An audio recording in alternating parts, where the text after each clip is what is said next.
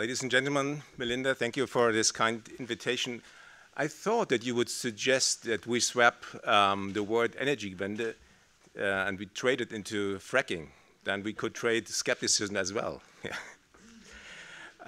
Well, my talk, ladies and gentlemen, will be on the momentum, on the change and the processes we are in here in Germany in the Energiewende. And I do not have any slideshow with me.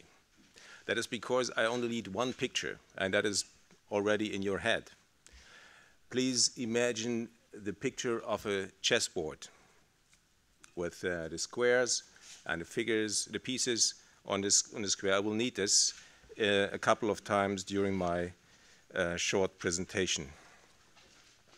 The narrative of what we today refer to as Energiewende is exemplifying what I say is choice editing.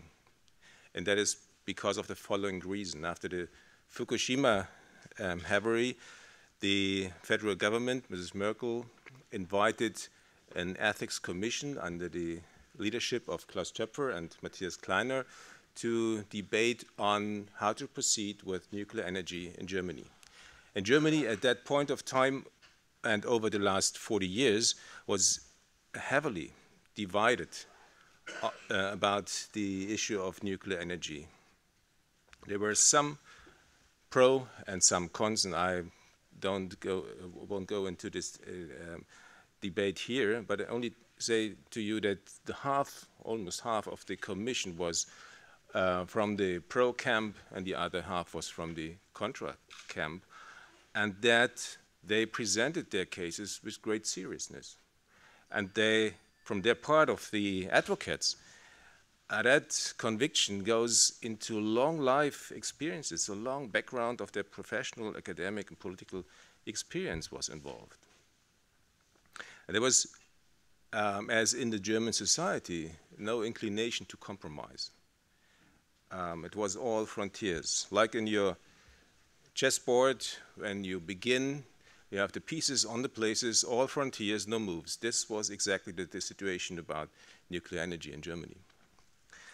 We discussed this issue in the ethics commission, and we found a collective line of thinking in this, what I call choice editing. That became the unifying feature of the Energiewende. It reads like, provided that we have less risky alternatives to nuclear energy, then what would we do?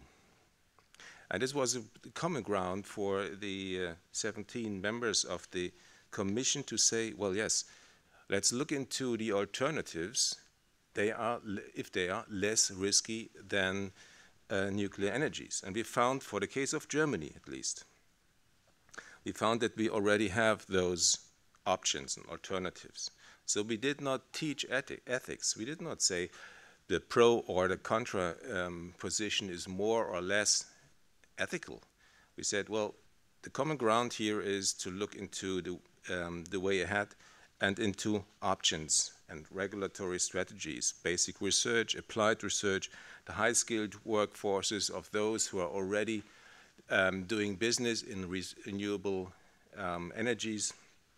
We found there were huge investments already in these areas, and building on these existing technologies that we had 2011, with no revolutionary techno fixes, with no magic silver bullets flying around, we said, yes, it would be possible in a time frame of 10 years, a decade, to phase out nuclear energy in Germany.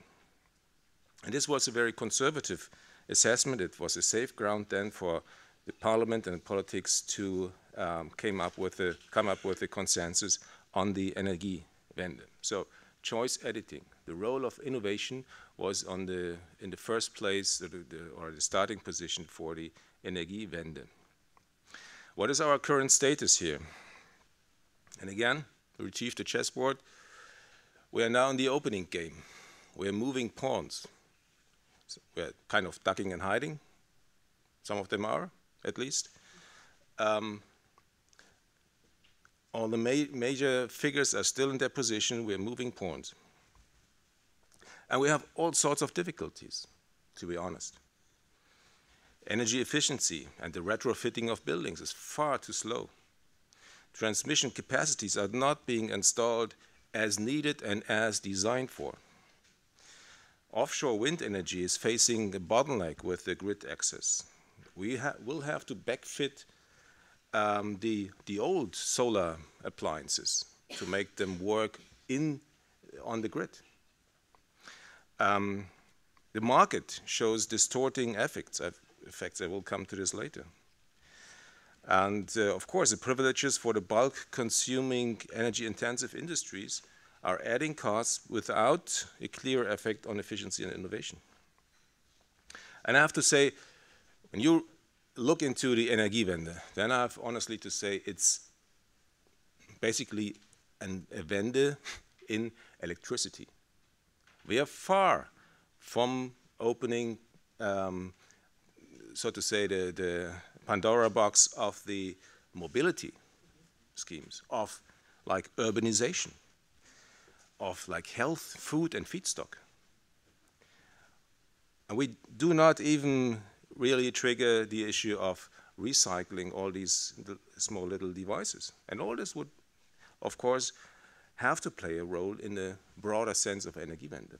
Also, we are still in an electricity wende, which is fair enough, and the big picture enough. And we see here in a more profound way that we have some market overlays. We are coming from a situation where we liberalized the single internal market in terms of energy.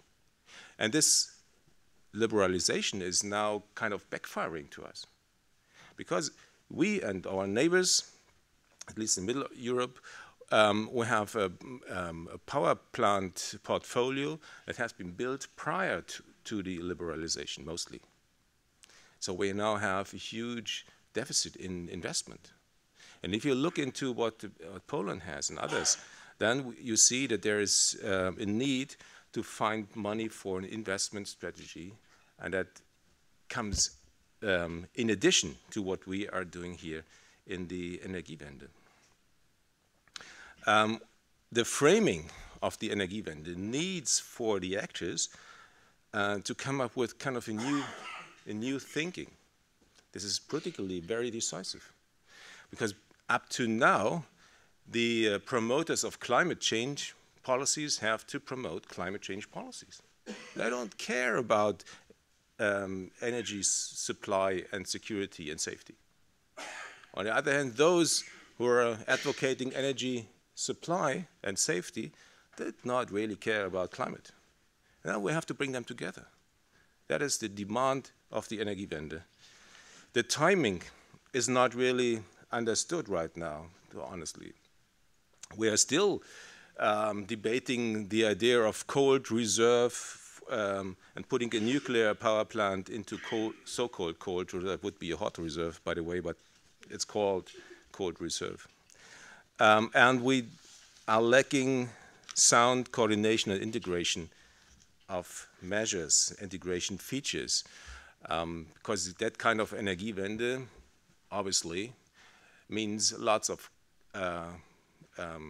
conflict of interests, and it has vested interests, sound interests. So there has to be more than just the governing features that we're used to. It has to come up with some coordination integration mechanism. And the most important point here is that we have a market design for the marketing of energy that is divided into the energy-only market and the privileged part of the renewables, that's only renewables-only market. So the curious thing is that we used to have the midday peak where gas power plants really earned money, and we now have a midday sweep. We traded the peak to a sweep. We now have the midday sweep by the solar and wind energy. That's what Minister Altmaier explained to you this morning. And this midday sweep drives fossil power plants out of the market and out of the money. So this is a paradox that we are seeing a decrease in prices on the stock exchange and an increase in prices at the end consumer. All these kinds of problems. So why am I optimistic?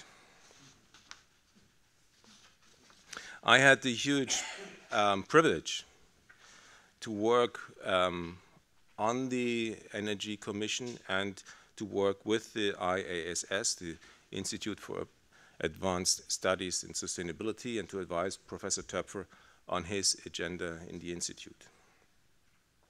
It is very important for Germany that we only now 4 years or 5 years have this institute as a new interface, policies and science. Science, that means natural science, engineering, and the humanities, of course. And it becomes crucial when you are dealing with high-end, complex, and dynamic processes at times and framing issues, as is the Energiewende. So together we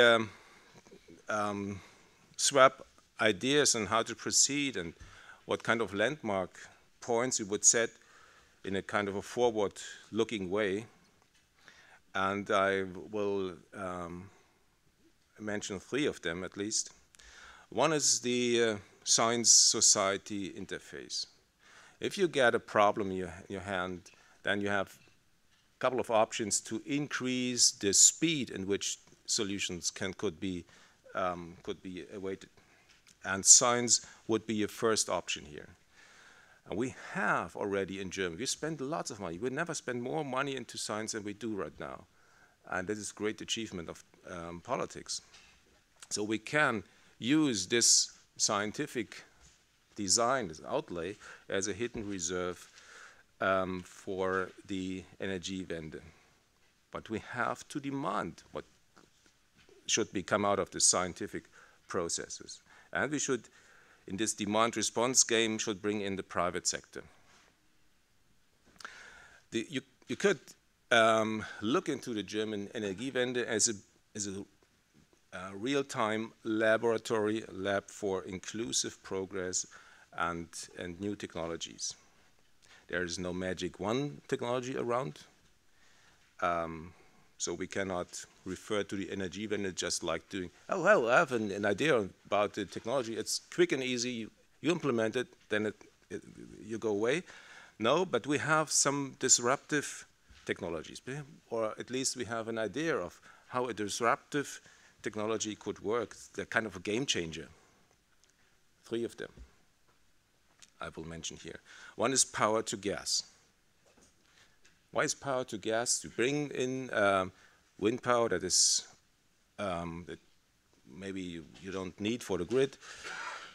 You bring it in and do chemical transformation or chemical electrolytic transformation. You produce gas and store the gas in the gas grid. Why is this a game changer? Because you connect 2 grids. The old-fashioned way to perceive grids was just electricity grid, on one hand, and the gas grid. No connection. But if we could store superfluous electricity via gas into the gas grid, we would connect 2 grids. And this seems to be a big move. The second one is the metrics for peak load and load management. We calculate 9 gigawatts of energy as being flexible and being manageable in terms of load management. Nobody does it right now. There are not really the metrics at hand. But if we can develop and integrate those metrics in the grid and make these load management feasible, then we have the first, and really a big one, the first real business case for the energy efficiency. Could be a game changer. And as you referred to CCS in the session before so often, I tell you, capturing is a brilliant idea, excellent idea. Storage is not. And that's the whole story. It seems that in Germany, only very few people like the idea of sitting right above a plume of CO2. And that is why at the IASS, Mr. Töpfer is really thinking, and some of the industrial companies in Germany are too, we are thinking of replacing the S for storage by a U for use. And you mentioned it before. It's only a minor business case right now. But when we looked at the waste mountains in the 70s, we feared that the whole world would be wasted by these mountains. And turns out, if you get waste an asset, put a price tag on it, then things becomes a different game. And the third, this was the science part. The part of the politics of innovative choices is another one that I would like to mention. Germans tend to make policies either by design or by disaster. It seems that we are moving this society either by design from above, be it like the unification process, or by disaster, be it like climate change and that kind of things. I'm exaggerating here, of course, but the Energiewende has now the potential to teach people into a different kind of approach to policy making, that is by a can-do philosophy. We can do it. And we see this all over the country, in the communities, in the business community, in the investment financial industries. We see it in local communities, that this kind of making the Energiewende a pattern of your own life decisions, is something that really attracts the people.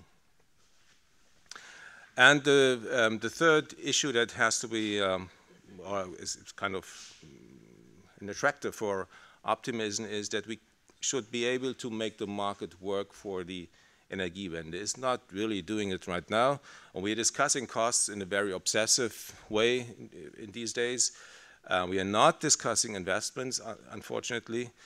But you know, my point is, you can easily finger point, when you're discussing only prices, you can finger point to the industry who is earning money from these price rises, and you can finger point the other energies that and types of energy that also costs money.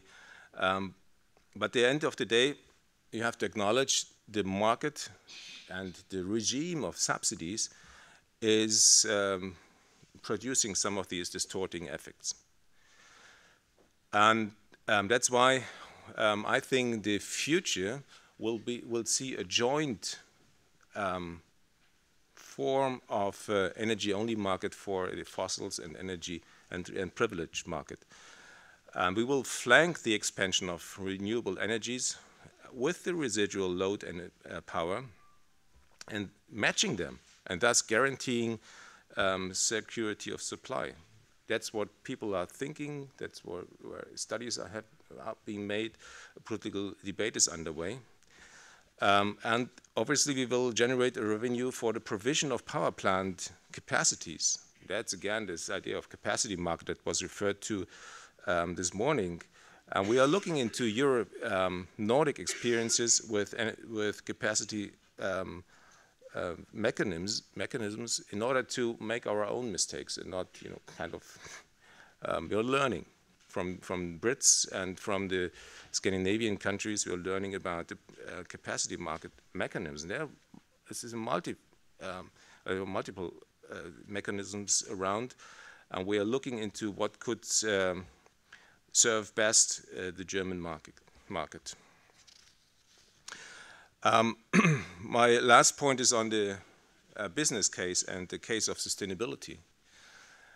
When you look in, or what I perceive in Germany, in my professional life, is that it's really thrilling to explore how much is already underway, how much is being done in enterprises, in initiatives, in universities.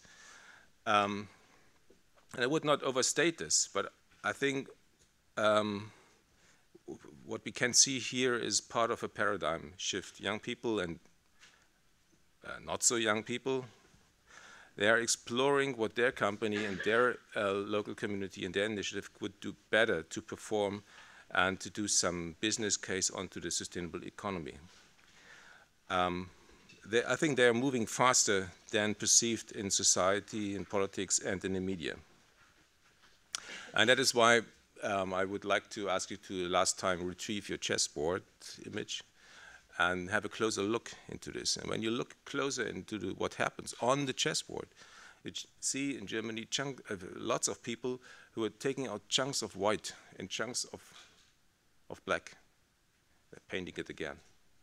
And they're changing the regular checkered fields. And they're put in some green here, actually very different shades of green. It's not all one color. And I think that is where the Energiewende really comes in. It ends a generation-long German social divide. Second, it opens up options and invites ordinary people and business people, invites people to be part of it. And it combines green technology solutions with the intangible stuff of soft identity, of my life models. It implies fun, and it appeals to the people. And with this saying, I would like to thank you for your attention. I would draw the conclusion that we are at the beginning of something, and that we politically, in society and economically, simply must dare more Energiewende. Thank you.